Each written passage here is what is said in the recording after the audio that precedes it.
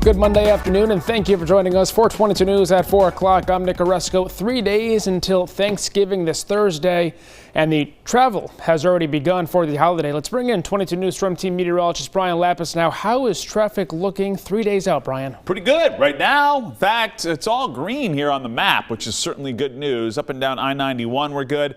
There's a little bit of a slowdown here. 291, I-91 merge near downtown Springfield. Otherwise, we're in good shape. There was a backup in Ludlow. I believe there was some construction happening there on the Pike. That's gone. So we're in good shape from Lee all the way to Auburn on the Pike. And again, I-91 in good shape. Let's take a look at temperatures right now. Lovely day. 50 in Springfield and Westfield, 52 in Greenfield, 49 Northampton and Orange, and plenty of clear air. However, there are changes in the works for our weather here for tomorrow and later in the week. We'll talk about it with our 22 News Storm Team forecast. Massachusetts State Police were involved in a high-speed chase with a vehicle that started in New Hampshire before crossing over into Massachusetts this morning. State Police said they located a Mercedes traveling on I-93 south shortly before 10 a.m. that had been reported stolen by police in Derry, New Hampshire. They said troopers began a pursuit that continued on I-495 south and Route 2. The SUV had been stopped and was surrendered by police just after 11 o'clock. The driver, identified as 40-year-old Andrew McKins of Methuen, was taken into custody. It is not clear what charges he might face. We now have the final voter turnout numbers for Massachusetts from the 2024 presidential election. Across all 351 cities and towns, over 3.5 million Massachusetts residents voted in the election. This election has the second highest number of ballots cast in the state's history. It represents a drop from 4 years ago when the 2020 election saw over 3.6 million voters.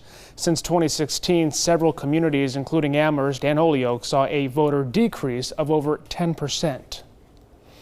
President-elect Donald Trump is no longer facing charges connected to the January 6 U.S. Capitol riot. Special counsel Jack Smith filed a motion today to drop all 4 felony charges against Trump in connection with his effort to overturn the 2020 presidential election.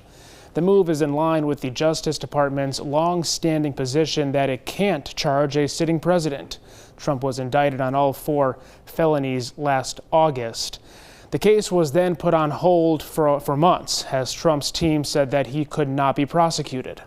Trump has never publicly conceded that his election claims were false, and he pleaded not guilty in the case. Firefighters in Great Barrington say they made some progress in the fight against the butternut fire on East Mountain. After some rain last week, they have the fire contained and are watching areas that are smoldering. The fire department is still telling people to call 911 if they're worried about the fire getting too close to any buildings.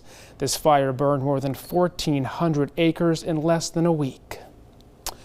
We're back now with Brian Lapis. It looks like, Brian, dry until Thanksgiving. Yeah, we actually have some rain in the forecast for tomorrow, okay. But the travel days right now are looking dry. Let's take a look. Our clouds and radar right now showing some clear air here at 3:44, and you can see that we've got the 22 News Storm Team Skycast here at 5 o'clock here this afternoon. So dry for our evening commute, and the nighttime will be dry. This is 9 o'clock here tonight. Just a few scattered clouds, so clouds are going to be very slow to increase. But by sunrise tomorrow, we're overcast. You can see the rain kind of knocking on the door here at 6 o'clock. So the first half of the day tomorrow is wet. So rain and some occasional showers and drizzle through about noontime, and then afternoon things start to dry out. And yes, there may even be a bit of clearing as the sun is starting to set here tomorrow afternoon. High temperatures will be in the low 50s. We'll update weather for Thanksgiving and beyond on 22 News at 5.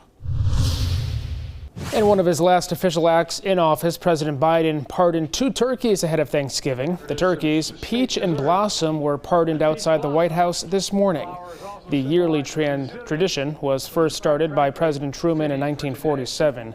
Peach and Blossom were raised in Minnesota and will now return to a farm to live out their lives as ambassadors of the National Turkey Federation. This weekend's box office has been defying gravity.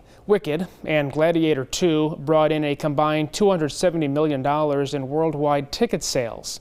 Wicked debuted with over $164 million around the world.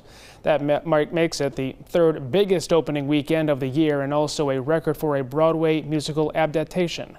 Gladiator 2 fell short of ticket sale projections, but still debuted with over $100 million this weekend. Coming up tonight on 22 News starting at 5 o'clock, Governor Healy is set to make changes to the migrant shelter policies here in our state. See how this would affect migrants currently in the system. Plus, with Thanksgiving this Thursday, we'll have a look at how the weather is shaping up for the holiday. And Rock 102's annual food drive is now entering its 31st year. See how you can help. Quick look at traffic up and down 981. We're in good shape. There was a little bit of a slowdown at the 291 merge in downtown, but that's typical for this time of day. And the Pike is running smoothly as well. We'll update you on the rain potential here for tomorrow. And of course, update you on Thanksgiving's weather on 22 News at 5.